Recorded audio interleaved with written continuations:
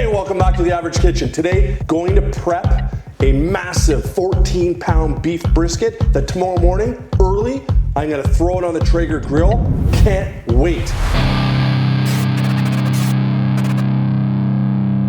Okay, now I'm gonna show you how to inject this wicked brisket with a beef broth kind of mixture. So, I've got roughly a cup of water here, and I've got some concentrated beef bouillon.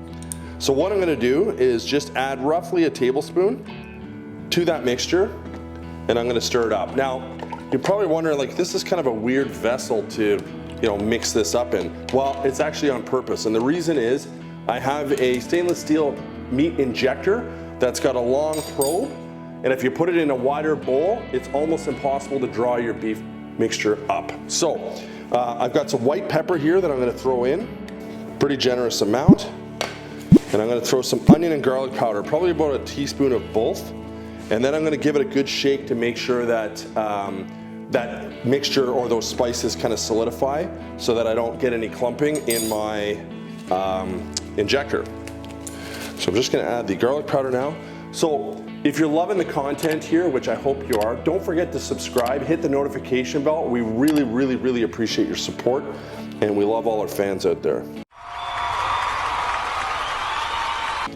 So I'm gonna put that on there now. I'm gonna give it a bit of a shake. Hopefully not make a mess. Let's see. So we'll shake that up.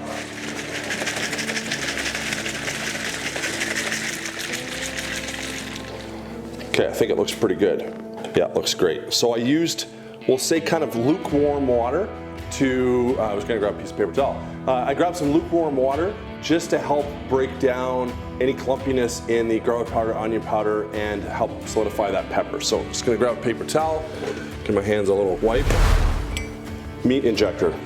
So basically gonna draw that up here, and then we're gonna give it a stab somewhere, and then slowly inject that into, you can see how in a couple places, whoa, that the beef broth pops out. That's okay. I'm gonna draw that up again. I'm gonna give that a stab maybe over here. So this is obviously the thicker part of the brisket. So what I'm gonna do is, for the thinner part, I'm just gonna switch to a smaller needle and give it a stab somewhere down here. All right, this is going well. Haven't yard saled anything, haven't made a mess. Okay, so that's the beef injection.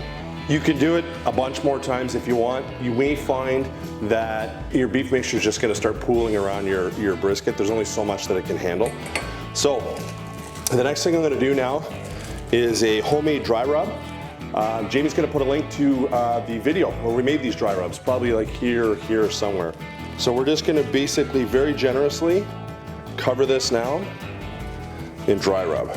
So I should note, for the purpose of the video, that I dry rubbed the other side before, and I had cleaned it up a little bit, took off some of the bigger, chunkier parts of fat, and gave that a dry rub before we started the video. So we're gonna be pretty generous with this, and then we're gonna give this probably 5 or 10 minutes to dry, and then we're gonna cover this in a plastic wrap or saran wrap and let it sit overnight in the fridge, and hopefully that beef brisket really soaks up some of that dry rub, and that beef mixture that we made sits in and starts to help marinate that beef. A few minutes later. Okay, so the dry rub is almost dry. So just before I wrap this and put it in the fridge, I'm gonna add some of this amazing Applewood smoked Canadian sea salt. Awesome product. I wish you could smell it because it smells so wicked. So I'm just gonna kind of finish it off here and add some of this, and I really hope it gives adds some flavor tomorrow when this goes on the Traeger smoker. Probably see you around 7 a.m. tomorrow when we throw this on the Traeger for probably roughly 9 hours.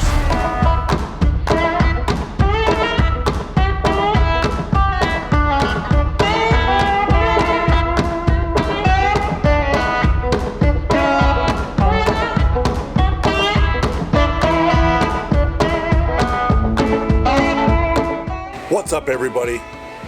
Welcome back to day 2. Got the brisket on. It's got an hour already on the Traeger smoker. I made myself a little spritz mix, beef broth, onion powder, garlic powder, pepper, and some Worcestershire sauce. So I'm going to check this about every hour and walk you through the whole process of this monster 14-pound brisket. So that is 1 hour in. We're just going to give it a spritz.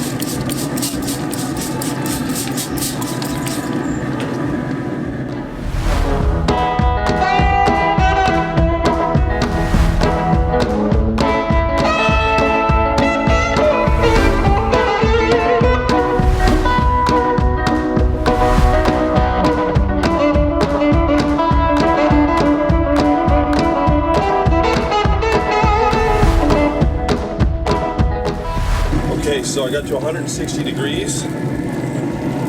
I dumped some beef broth on the brisket, and now we're gonna wrap it back up. Oh, sorry for the fog.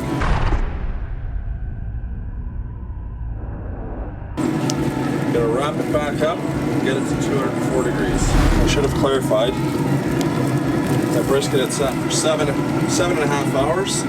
Got to 160 degrees.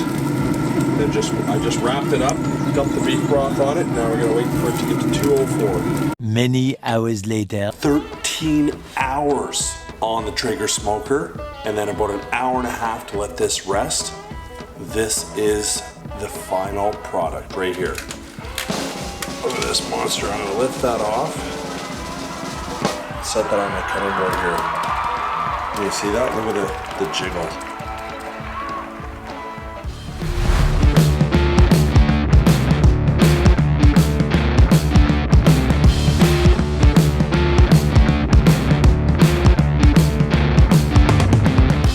Average Kitchen, Jack Daniel's barbecue sauce. We're gonna hit up some burnt ends. Day 3. Well, good morning. Back at it. Day 3 of the brisket smoke. Now we're doing burnt ends. So I smothered all the burnt ends that I chunked up in a homemade Jack Daniel's barbecue sauce.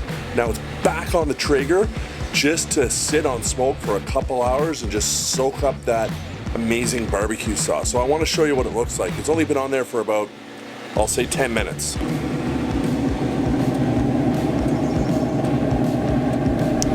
Okay, we're about an hour in on these. These are burnt ends. All right, these bad boys are like little chunks of candy now.